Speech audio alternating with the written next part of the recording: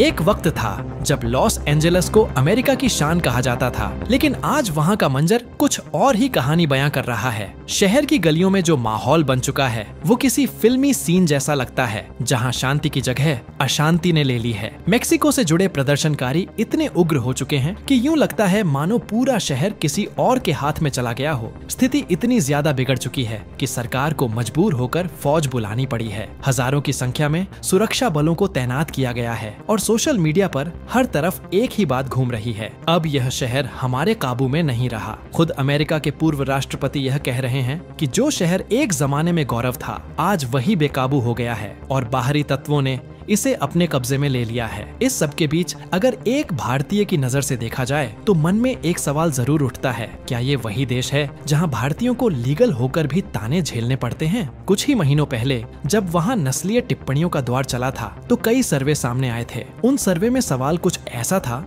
कि अमेरिकी नागरिक क्या पसंद करेंगे, बिना कागजों वाले मैक्सिकन या वैध रूप से आए भारतीय? तब अधिकतर लोगों ने यह कहकर चौंका दिया था कि उन्हें गैर कानूनी प्रवासी स्वीकार हैं, लेकिन जो भारतीय नौकरी कर रहे हैं, टेक्नोलॉजी सेक्टर में आगे बढ़ रहे हैं, वो उन्हें मंजूर नहीं। लगभग 81% लोगों ने इस सोच का समर्थन किया था और ये कोई इकलौती राय नहीं थी। साल 2024 और 2025 के बीच ऐसे कई पोल्स हुए जिनमें बार बार यही भावना देखने को मिली। मगर आज का दिन बहुत कुछ सिखा रहा है। जिन लोगों ने कभी सोचा था कि वे बिना दस्तावेजों वाले प्रदर्शनकारियों को स्वीकार कर लेंगे, उन्हें अब शायद यह फर्क समझ में आ रहा होगा कि कोई कानून का पालन करने वाला शांत स्वभाव का व्यक्ति और एक जो सिस्टम को ध्वस्त कर देने पर उतारू है, उनके बीच जमीन आसमान का अंतर है। भारतीय मूल के लोग भी अमेरिका में कई बार चुनौतियों का सामना करते हैं, लेकिन हम लोग सड़क पर उतरकर हिंसा नहीं करते। हमारी प्रतिक्रिया अलग होती है। हम जिम्मेदारी उठाते हैं, अपने कर्तव्यों को निभाते हैं और समाज में योगदान देकर खुद को साबित करते हैं। चाहे सामने कितना भी विरोध हो, भारतीय समुदाय हमेशा तरक्की की ओर ही बढ़ता है। शायद अब वो लोग भी यह सोचने पर मजबूर होंगे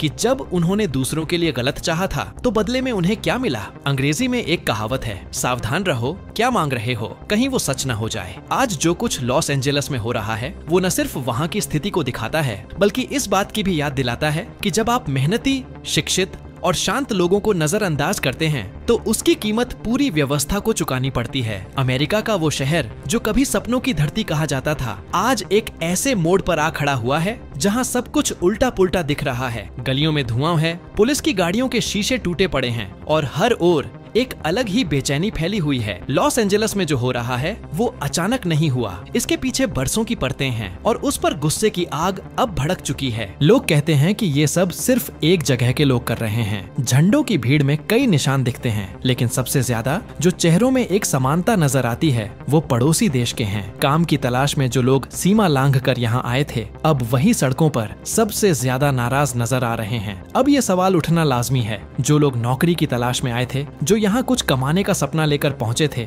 वो अचानक इतने बेकाबू क्यों हो गए? लॉस एंजेलिस का ज्योग्राफिकल पोजीशन भी इसमें अहम है। ये शहर मैप में देखा जाए तो बहुत नजदीक है उस बॉर्डर के, जिससे अक्सर लोग बिना दस्तावेजों के पार करते हैं। सरकार ने इसे शरण स्थली शहर माना था, मतलब जो लोग वहां तक पहुंच जाएं, उनसे कागज नहीं मांगे जाएंगे, बस कोई भी छोटा मोटा काम पकड़ लो और अपनी जिंदगी चलाओ। इस व्यवस्था से एक तरह से सभी को फायदा हो रहा था, आने वालों को काम मिल जाता और बड़े कारोबारियों को सस्ती मेहनत। लेकिन धीरे धीरे एक बदलाव दिखने लगा, काम के साथ साथ अपराध भी बढ़ने लगा। कई ऐसे लोग भी आ गए जो गलत इरादों से आए थे और देखते ही देखते लॉस एंजेलिस जैसे शहर की छवि बदलने लगी। माहौल असुरक्षित बनता गया और फिर इस पर राजनेताओं की नजर गई। एक वक्त ऐसा आया जब अमेरिका के एक बड़े नेता ने खुले मन से ऐलान कर दिया कि वो इन शरणस्थली शहरों की नब्ज पकड़ेंगे और गैर कानूनी तरीके से रह रहे लोगों को एक एक कर निकालेंगे। इसके लिए एक खास एजेंसी को लगाया गया जिसका काम ही यही था, ऐसे लोगों को चिन्हित करना और देश से बाहर भेजना। समस्या वहीं से शुरू हुई। जिन लोगों ने बरसों से वहीं रहकर छोटी मोटी जिंदगी बना ली थी, उन्हें डर सताने लगा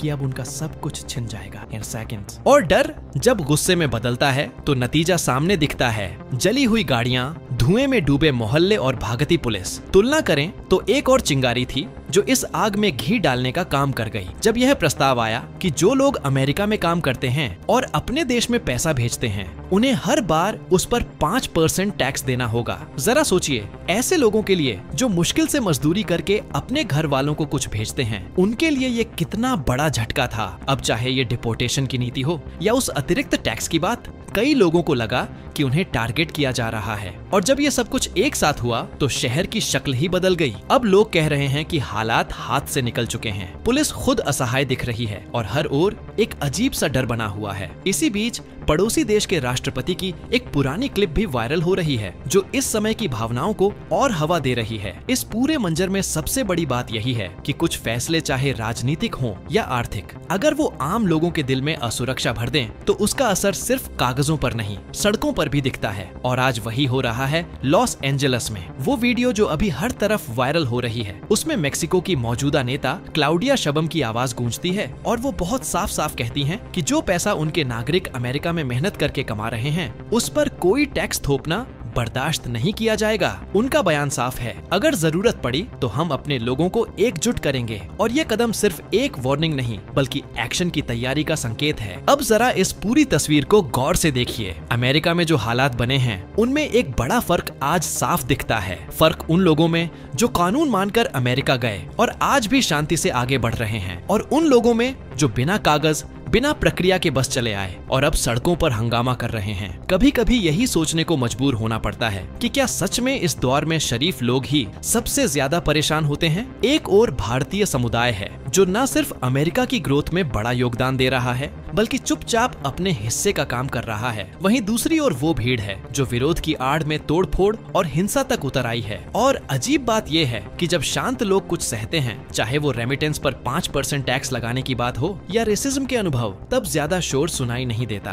कोई सड़क पर नहीं आता, कोई दुकान नहीं जलाता। मगर जो सिस्टम तोड़ने की मानसिकता से आते हैं, उनके लिए बार बार नियम भी बदलते दिखते हैं और सरकारें भी घुटनों पर आती नजर आती हैं। ऐसा नहीं है कि भारतीयों को इस सब से फर्क नहीं पड़ता। रेसिज्म उन्हें भी झेलना पड़ता है, और ये सिर्फ किसी एक जाति से नहीं, कई बार पड़ोसी देश के लोगों से भी। मगर फिर भी वे लोग हिंसा का रास्ता नहीं चुनते। यही वो फर्क है जो अब धीरे धीरे अमेरिकी समाज को भी समझ आने लगा है। अब रही बात ट्रंप की, तो उनकी रणनीति बहुत अलग है। वो कहते हैं कि जो थूकता है उसे सबक सिखाया जाएगा। उनकी भाषा भले ही तीखी हो, मगर वो संकेत देती है कि अब सख्ती ही आखिरी रास्ता बचा है। मगर असली सवाल ये है कि क्या वो सच में इस स्थिति को कंट्रोल कर पाएंगे? क्या लॉस एंजेलस को दोबारा वही शहर बना पाएंगे जो कभी अमेरिकी संस्कृति का आइकॉन था? ट्रंप कितने साल तक रहेंगे? 2, 3 या 4? ये भी सवाल है, क्योंकि जैसे ही उनका कार्यकाल खत्म होगा, सब कुछ फिर से ढीला पड़ सकता है। और तब तक जो लोग आज शांति से जीने की कोशिश कर रहे हैं, उन्हें शायद और भी ज्यादा सहना पड़े। एक दिन ऐसा भी आ सकता है